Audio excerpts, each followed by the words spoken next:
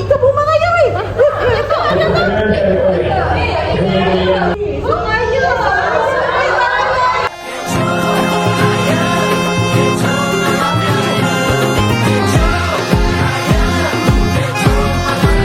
Harum semerbak ketupat, nenek kata sempat-sempat. Pergi tunjukkan abang long, katanya tak sabar, saya pun nak balik kampung. Esok dah nak raya, siap-siap baju baru, beli pakai duitku tu.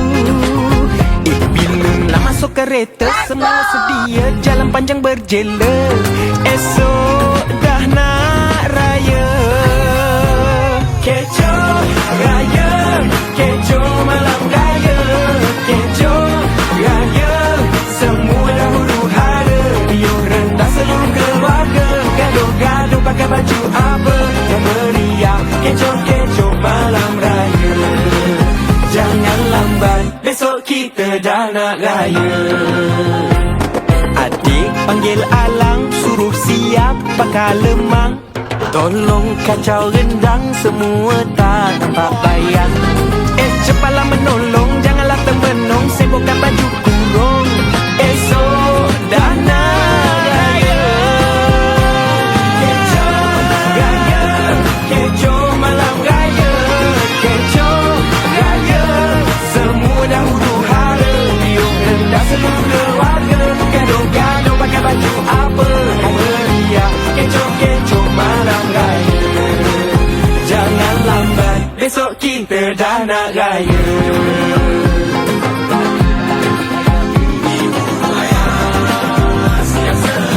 Siap apa?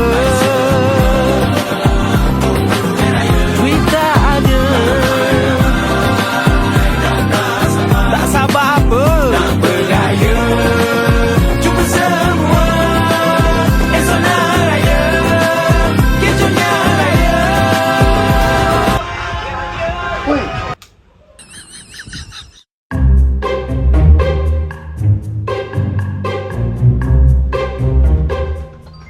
Kecoh raya, kecoh malam raya, kecoh raya, semua dah huru hara, riuh rendah seluruh keluarga, gaduh-gaduh pakai baju apa. Kecoh raya, kecoh malam raya, kecoh raya, semua dah huru hara, riuh rendah seluruh keluarga, gaduh-gaduh pakai baju apa yang meriah, kecoh-kecoh malam raya, kecoh malam raya. Jangan lambat, besok kita dah nak raya. Bos. Bos. Mana baju raya ni? Kasut raya aku tadi dekat mana? Raya apa ni bos?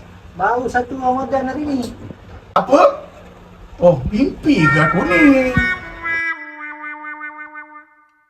Esok dah nak raya, kecoh raya, kecoh malam raya, kecoh raya, semua dah huru hara, riuh rendah seluruh keluarga, gaduh-gaduh pakai baju apa yang meriah, kecoh